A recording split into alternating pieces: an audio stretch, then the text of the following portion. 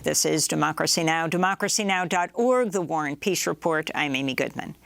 We begin today's show looking at the life and legacy of Queen Elizabeth II. She died Thursday at the age of 96. She spent 70 years on the throne, longer than any other British monarch. Her son Charles has now become Britain's new king, taking the name King Charles III.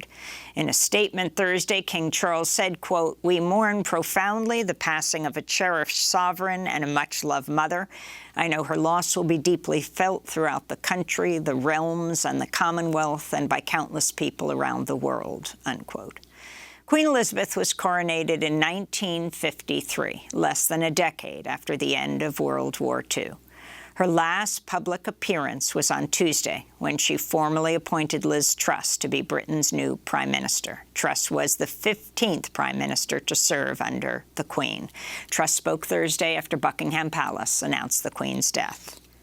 It is a day of great loss, but Queen Elizabeth II leaves a great legacy.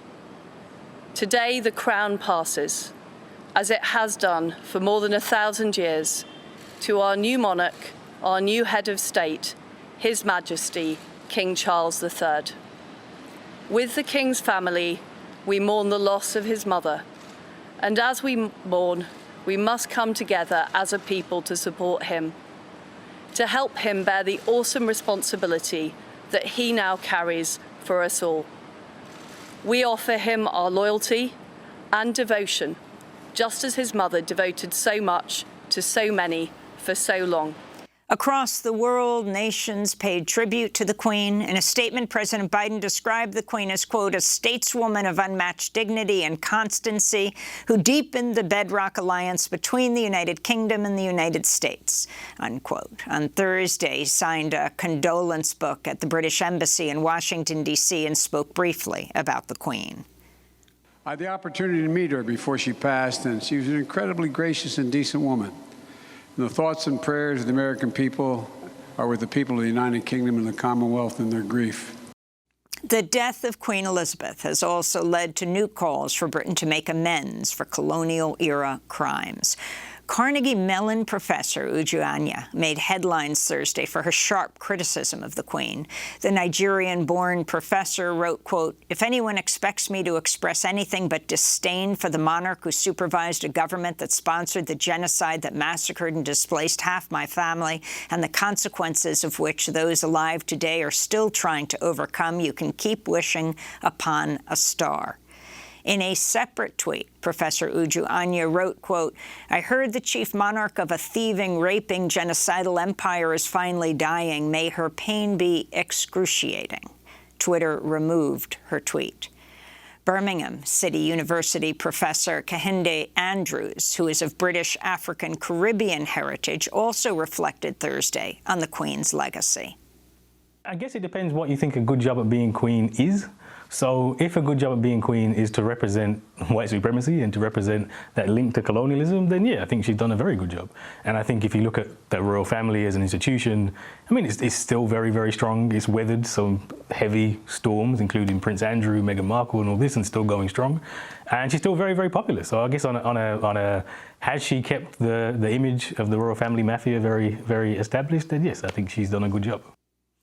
To talk more about the death of Queen Elizabeth II and the future of the British monarchy, we're joined by British journalist Ash Sarkar, Harvard professor Maya Jasanoff, whose New York Times guest essay is headlined "Mourn the Queen, Not Her Empire," and University of Cambridge professor Priya Gopal, author of Insurgent Empire, Anticolonial Resistance in British Dissent. We welcome you all to Democracy Now! Professor Gopal, let's begin with you. Your thoughts on the death of the longest reigning British monarch, Queen Elizabeth II. Well, it is the end of a long, eventful, rich life of a person who had a ringside seat at many important global events and indeed a role in those events. I find myself appreciating the circumstances in which she passed. She had good care. She had good medical supervision. She was in secure shelter in a place that she loved. And I am glad for that. I do wonder whether, given the state that Britain is in today, which is in a state of crisis preceding her passing, whether many British pensioners will have the same easeful passing this winter. I fear not. I think many people will be in insecure housing, without heat, potentially without food, and certainly without immediate access to good medical care. So I'm really struck by the distinction or the difference between the circumstances of Queen Elizabeth's passing and what many of her subjects may have to endure this coming winter in a country where, the monarchy really has come to represent the deep and profound and grave inequality and gap that is going to be a problem in the months to come. Ash Sarkar, you're on the ground there in London. You're a journalist, a contributing editor at Novara Media. What is your response to the death and the legacy of Queen Elizabeth? Well, I suppose my personal response is one of curiosity, interest. There are very few moments that could be described as truly historic, but the death of Britain's longest reigning monarch is, of course, definitely historic. We tend to measure our periods of historical time here in the UK by kings and queens rather than other things that might be going on politically. So it is, I think, pretty central to our national self-image. I think one thing to perhaps explain for American viewers is just how top-down and choreographed the national mourning is. When Princess Diana died in 1997, it was very much a bottom-up outpouring of grief. You had people spontaneously laying flowers outside Buckingham Palace, and in fact the palace was very surprised by the emotional response which was offered up by the country. When the Queen dies, it is a different thing.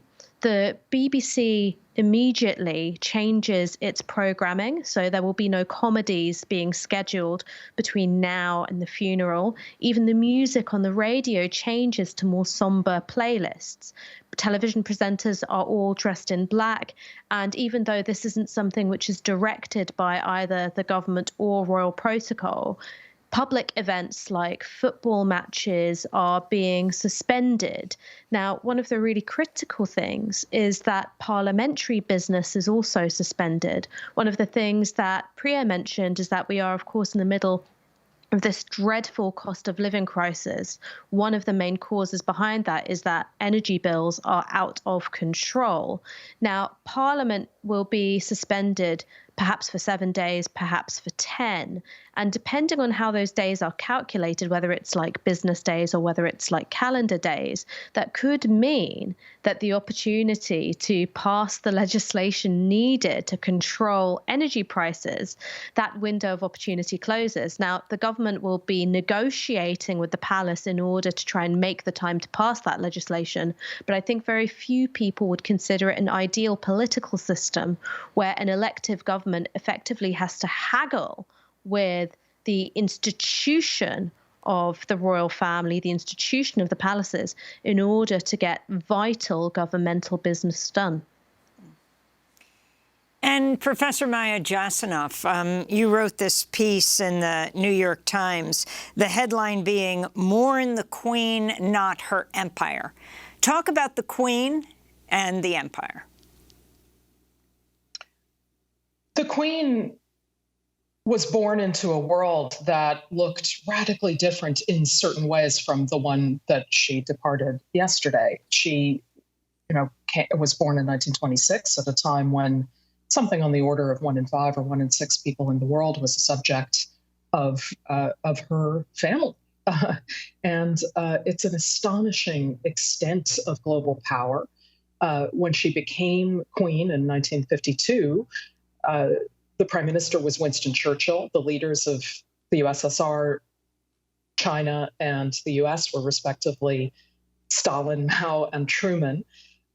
These were figures who were, of course, associated now in our minds with a vanished era, and the Queen herself long outlived them. And I think one of the consequences of that is that the empire, which largely disintegrated under the course of her tenure on the throne, had this kind of public face in the form of the Queen that actually survived well into the 21st century. So, I find myself reflecting on this occasion at, of course, some of the things that Priya pointed out, the longevity of a person who, by virtue of a uniquely privileged birth, had a ringside seat to all of these amazing events, and also had a remarkable passage into her later life. But, normally the death of a 96-year-old woman wouldn't account for, any headlines whatsoever. And the fact that she was still sort of with us into this radically new world, I find, really a sort of moment for reflection on what kind of visions people have for a global order. And I think this is a really important moment for trying to think through what new visions might look like in a period, obviously, of both national crisis for the UK and, in many ways, global crisis with, of course, climate change and the rise of authoritarianism. And on that issue of, many commentators, and it's not only British media that is only covering this, the U.S. media, especially the cable channels, are almost exclusively covering just the Queen's death. But if you can talk about Queen Elizabeth, when it comes to one of their comments of the commentators, she was deeply knowledgeable about foreign policy, which goes to the issue of the British Empire, and what we should understand about the 20th century. We'll start with Professor Jasanoff, then to Priya Gopal. Sure. So the Queen, in her role as monarch, she was never an empress in name. That title had been stripped from the British monarchy with the independence of India and Pakistan in 1947. But she did preside over the consolidation and massive expansion of the Commonwealth, into which most of the former British colonies were assimilated, became members. And her role as head of the Commonwealth was manifestly something that she took incredibly seriously. Now, she presumably undertook this, at least in part, out of the idea that she was sustaining certain sorts of values that members of her class had long associated with their imperial rule, for example, defense of constitutionalism and the rule of law and human rights and so on. She also personally, clearly, was involved in agitating to the extent that any monarch does in an extremely limited span that they allow themselves against apartheid and so on. But, it's also really important to note that the Commonwealth was a vehicle designed to be a vehicle for the perpetuation of British global influence, even when the colonies chose to break away from that. So, to the extent that the Queen kind of leaned into that role, she was part and parcel of a perpetuation of myths of imperial benevolence that carried on deep into the 20th century. Another quick point I would make is that the Queen had these weekly meetings, more or less, with all of her prime ministers, and many of the prime ministers have commented on, as you say, how knowledgeable she was and what good advice she gave, and so on. But it's interesting that this is a part of the government business of the UK that is not on the record at all. And although the power of the monarchy in all sorts of ways is really rather negligible in terms of their explicit ability to dictate policy and so on, the fact that every single week the prime minister has an audience with the Queen that is not monitored or documented or anything of the kind is quite a remarkable black box, I think, at the center of the British state. Professor Priya Gopal, you wrote the book Insurgent Empire, Anticolonial Resistance and British Dissent. We usually speak to you at the University of Cambridge. Can you elaborate more on the British Empire, looking at Africa, looking at India, looking at, and in a moment we're going to go directly to the Caribbean, to Barbados? Yeah, I mean, I slightly wonder if we in fact live in a deeply different world from the one that she came into in 1952. Let us remember that when she became queen at Treetops in Kenya, Britain had just commenced a brutal, vicious insurgency that carried on for several years. In recent years, we have had Kenyans who were tortured by the British, raised lawsuits successfully in some cases about around the vicious violence of the British state at that point. On the matter of whether, and I do wonder whether we actually live in a deeply different world. We live in a world where formally the British crown is no longer an imperial crown. But let us remember that Elizabeth II was, in a sense, obsessed with the Commonwealth, made sure that Charles III would also be head of the Commonwealth. And we have to probe this cozy notion that somehow empire ended beautifully, and then there was this happy nation of families that was the Commonwealth, and she sat at the top of the table, and now Charles III will sit at the top of that table. I think, as Maya just suggested, much of that order has not changed. But the other thing I want to say is that we often talk about monarchy as an anachronism. So, she came into a world where monarchy was normal, and now it's an anachronism. Actually, we still have a world order in which both in Britain and in the colonies, there is enormous concentration of wealth and power in the hands of a few. And monarchy really, in a sense, is not anachronistic. It represents exactly what we are ruled by across the world, in the US as much as anywhere else. Power and privilege and wealth in the hands of a few, which the rest of us are then invited to worship and think of as perfectly normal. The monarchy is really one aspect of plutocracy, ruled by the wealthy.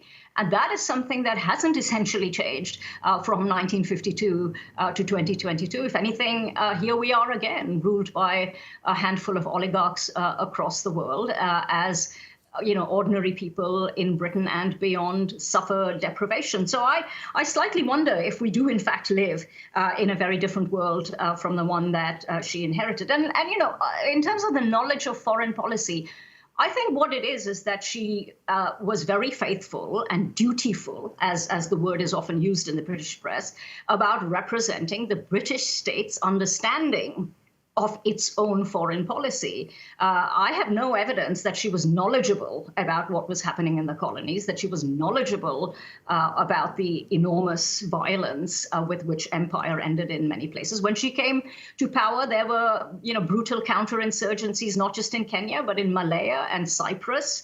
Many of the records of the crimes of the British state at that point have been destroyed willfully by the British state. So, how much did she know? We won't know that, but did she speak on these matters? Could she speak on these matters? Was she knowledgeable about what took place? I'm afraid I have no evidence of anything other than that she and the institution of the monarchy perpetuates the British states and the British elites' narrative of itself and of Britain. Well, in November, Barbados officially removed Queen Elizabeth II as its head of state, freeing itself from the British monarchy after nearly 400 years of colonization. Prince Charles joined the ceremony, where he formally acknowledged Britain's, quote, appalling atrocity of slavery in the Caribbean. Joining us now from Christchurch, Barbados, is Pedro Welch.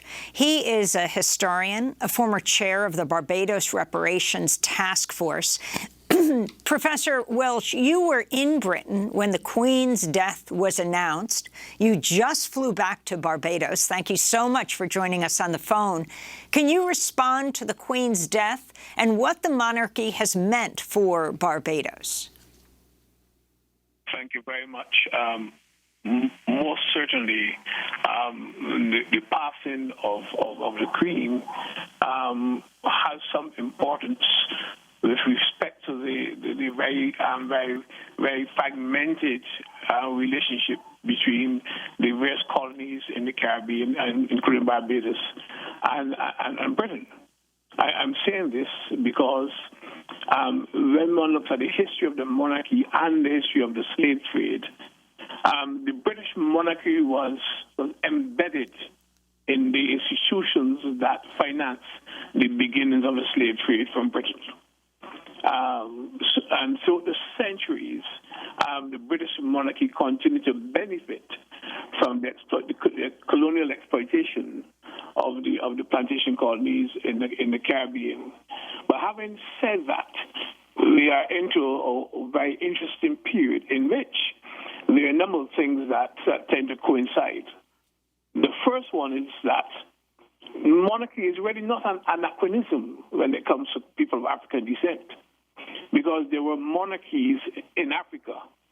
And in fact, the very first slave rebellion that was planned, that we know of in Barbados, in that first slave rebellion, the enslaved people, in fact, planned to install a monarch in Barbados as king of Barbados. So the notion of a monarchy is not necessarily foreign to African sensibilities. And it is in that context that there's a tremendous amount of respect, if not necessarily agreement, but a lot of respect for an institution of monarchy, an institution that speaks of power. When one looks at the whole question of the persistence of a parliamentary system in the Caribbean and in Barbados, in which the monarch was the head of state, the Queen was the head of state, that reflects in part the very successful acculturation of the subject populations into aspects of a British culture. So that I think most Barbadians, most Caribbean people will view her passing certainly with the respect that one would give to any person of authority. But at the same time, there are some of us who understand the history of our people, who understand that the enslavement of our ancestors has led to a legacy of deprivation, a legacy that still has to be sorted out. That is one of the reasons why we have the CARICOM Reparations Commission, which is seeking to get Britain and other former colonial powers to acknowledge the tremendous harm that has been done. So back again, finally to the question, there will be respect. The respect that all that Africans generally give to a patriarch or a matriarch, and their passing. But that respect does not necessarily mean that we have forgotten what that monarchy did in this institutional phase, what it did to our people in the past. Sarkar, I know you have to leave. We go back from Barbados to London. You're a journalist there. If you can talk about what's acceptable to talk about in this time of mourning, and I think the mourning the new king, Charles III, has announced will go something like 7 days beyond the funeral, not clear when that will be. What is acceptable? And also, if you can talk about now King Charles III, Prince Charles.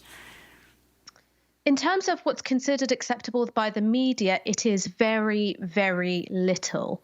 So in some ways, this is an opportunity to redraw the boundaries of legitimate opinion ever tighter. It's still technically against the law to call for the abolition of the monarchy on British media. It's not a law that's enforced, but I think that tells you something about the framing of these issues.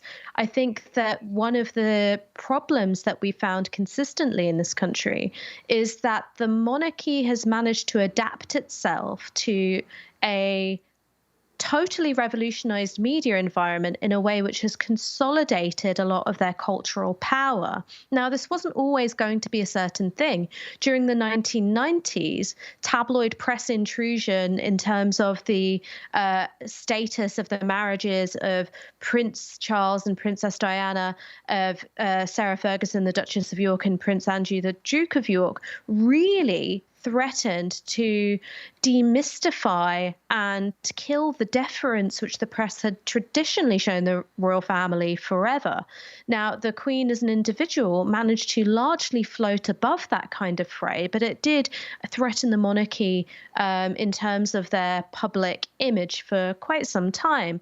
That era, I think, is drawn to a close. And in fact, what we've seen is a renewed insistence on deference. One way in which you can see that really clearly is the suspension of the football matches this weekend. Now, as anyone knows about England, we are a football mad nation. This wasn't something which even happened after the death of George VI, the Queen's father. So this is something which is relatively new. And I think that tells you something about that top-down mood of national mourning that I was just describing earlier. When it comes to Prince Charles, he is the oldest monarch we've had at the time of the ascension to the throne. I think that does pose some difficulties for the nation's self-image. The Queen coming to the throne as a young woman, the mother of a growing family, was something which was really integral to her public image. She was seen as a maternal and grandmotherly figure, and that was an image which was very carefully cultivated by her press advisors. Priya has been talking a lot about the nature of the Commonwealth and the way in which it re-embodies many of the imperialist dynamics. I think that this is an anecdote which kind of spells out the uneven distribution of power within the Commonwealth. The Queen's former private secretary, Martin Charteris, described the Queen descending upon the Commonwealth as being like nanny or mother, and that she could discipline her unruly children with a single look, no more of your bloody nonsense. And that maternal image was really central, I think, to the Queen steering the monarchy through a time of profound change, the end of formal empire at least, and also the media revolution. Prince Charles coming to the throne as already an old man, as somebody whose private life has been splashed all over the front pages of British tabloids. It's a very different thing. It's, I think, in some ways been tarnished by some of these more intrusive press practices. And I wonder if what we'll see is a redoubling on monarchical fervor on the part of the press in order to make up for their former bad behavior. Now, Democracy Now! Isn't British media. Would you call, Ash, for the abolition of the monarchy? I'm a Republican. I think that a modern that has a different democracy meaning in the United should States. Be subject to democratic accountability. Pardon. Oh, yeah, I understand that. So by a Republican, I mean that a monarch, constitutional or not, should not be the head of state. I think that we should have an elected president, because one of the problems with having the kind of uncodified constitution that we have here in the UK, whilst also having a so-called constitutional monarch, is that the exercise of power in some ways is very, very opaque. I can give you another example of this. The Privy Council, which is made up of British lords and MPs, ministers and former ministers, is still the highest court of appeal for many countries in the Commonwealth, countries which include British overseas territories of, shall we say, ambiguous status, like the British Virgin Islands, which are a notorious international tax haven. And that ambiguous legal status and the fact that the Privy Council is still the highest court of appeal means that in some ways the British Virgin Islands can operate as this kind of, dark twin sibling of the City of London. So if the City of London isn't good enough for you to hide your wealth from public authorities, then you can just stash it in the British Virgin Islands, and legal proceedings will hardly ever see the light of day, because the government of the British Virgin Islands and the Privy Council and the British government are always arguing about whose responsibility it actually is. So constitutional monarchy allows for that very opaque exercise of power, which I think is in itself politically toxic. But even if that wasn't the case, I think as a modern state, we should be looking towards an elected head of state rather than one who was placed there by this narrative of bloodline superiority.